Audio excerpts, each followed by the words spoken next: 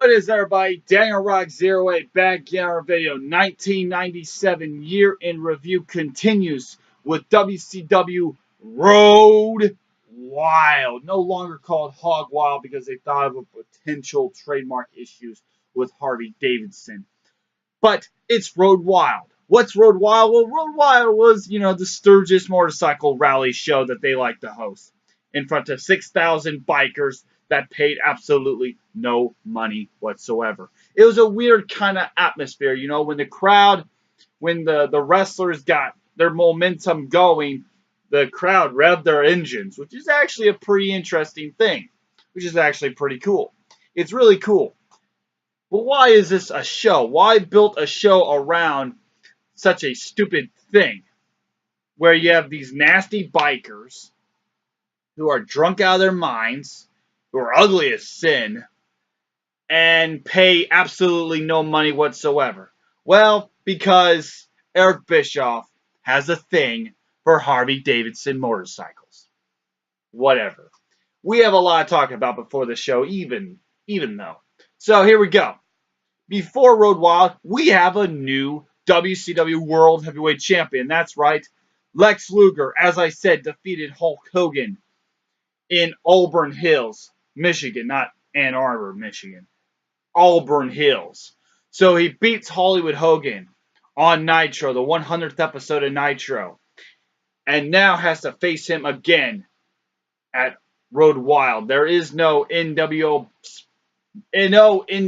black spray paint on the big gold belt. So you have that. So let's kick right into this show. We have Harlem Heat defeating Vicious and Delicious. That's Buff Bagwell and Scott Norton of the NWO team. This is just a basic match, whatever, basic tag match. Harlem Heat wins, whatever. 4 out of 10. Conan defeats Rey Mysterio Jr. in a very disappointing Mexican death match. Very disappointing. All Conan really did was work the leg the entire match. That's fine. But every time Rey Mysterio went to do offense, he would do a springboard move, and it would look incredibly botched, but it was done purposefully because he's selling the leg. That's fine. He's selling the knee, but it's just incredibly boring. It's really just Conan beating the hell out of Rey Mysterio, and Rey Mysterio just basically fucking himself up. A 4, being generous. Mongo and Benoit defeat Jeff Jarrett and Dean Malenko in an elimination tag team match. It's very, very uncomfortable watching Chris Benoit when he has Nancy with him at ringside.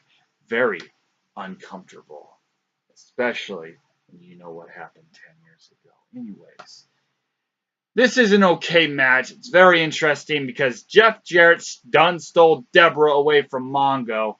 But during this match, to get back at Malenko, Jeff Jarrett purposefully gets himself pinned by Mongo. Now, how is Jeff Jarrett supposed to get eliminated and get himself pinned by Mongo without Mongo knowing what's up? Well, Jeff Jarrett does something very interesting. I've never seen it done, and I've never seen it done before or afterwards.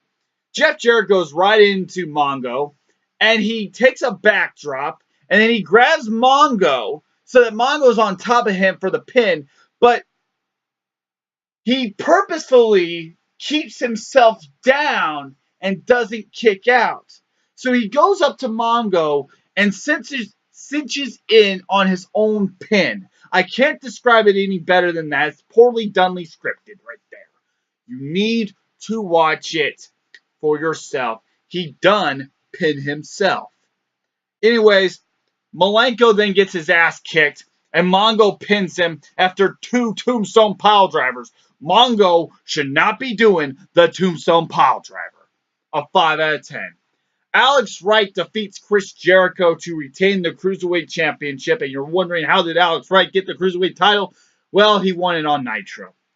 Or maybe it was Saturday night. whatever. Alex Wright he's just a placeholder for the Cruiserweight title, really, just so that he can lose it to Eddie Guerrero. It's just a placeholder for him, so that way Eddie Guerrero can get it, and him and Rey Mysterio have that incredible match at Halloween Havoc. I cannot wait to review. Anyways, this is just a so-so match. Alex Wright and Chris Jericho, when you talk about great Cruiserweight title matches, this is not going to be on the list. So we'll just go with that. A 5.5 out of 10. Once again, the Cruiserweight title, not the best match on the card, which is unfortunate because usually it almost always is the best match on the card. Ric Flair defeats Six in just a run-of-the-mill, what the fuck are we going to do with Ric Flair this time around? Which member of the NWO is he going to face? Well, he can't face the Outsiders. He can't face Hogan. He can't face the former member of the Giants. So, okay, he'll face Six. Why is Ric Flair facing fucking X-Pac? A 5 out of 10. Why is he facing the Kid? I don't understand. Kurt Hennig defeats Diamond Dallas Page after 2 Hennig plexus and interferences from Ric Flair. Whatever. A 6 out of 10. Decent match. And next up, we have the Giant defeating Randy Savage in just a very short match. And it's just, at least there's no real interference in this match. A 3 out of 10.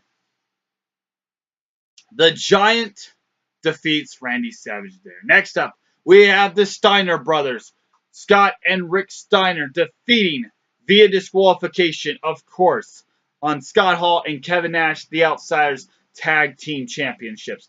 Now, once again, the Outsiders walk in a pay-per-view, and they walk in as champions, and some shenanigans happen, and they retain the Tag Team Champions. They get the Tag Team titles. Nick Patrick is the referee. Ted DiBiase is the manager for the Steiners, as both guys exited themselves out of the NWO. However, Nick Patrick throws a disqualification just because Kevin Nash grabbed the referee and pulled him. So you threw the match out the window. You threw the match when WCW could have won the tag team titles, and they were 1 count away. His hand was going down for the 3, but right before the 3, Kevin Nash pulls him out, and then he throws a disqualification. So this brings up, is Nick Patrick still with the NWO? And it just bothers me. I hate Nick Patrick so much. But this isn't anything new. So they have him ring the bell after the very end when the Steiner brothers was going to win the tag titles. Begging the question, is Nick Patrick still with the NWO? Whatever. A 6 out of 10 would have gotten a 7 if the Steiners won the tag team titles. So once again, the Outsiders retain, and they hold the tag team titles much, much longer. They're actually the tag team champions unofficially a whole year. They do lose it. They actually do lose it to the Steiners that sold out. But it all got reversed. It all got reversed. Lex Luger and the Giant. But it got overturned by Eric Bischoff. Whatever the hell. Then, we go to the main event. Hollywood Hogan defeats Lex Luger to recapture the WCW World Heavyweight Championship in not a match that was as good as their Nitro match. Their Nitro match was incredible because, well, you had it showcased in an actual crowd that actually paid in a really huge crowd, a real rambunctious crowd. And then you have the match here, and while Sturgis, the motorcycle, the bikers, they rev up their engines. They rev up their engines hard for Lex Luger, but the crowd is nowhere near as hot as they were on the episode of Nitro when Luger beat Hogan. It's kind of weird seeing Lex Luger come in as champion but leave not with the title.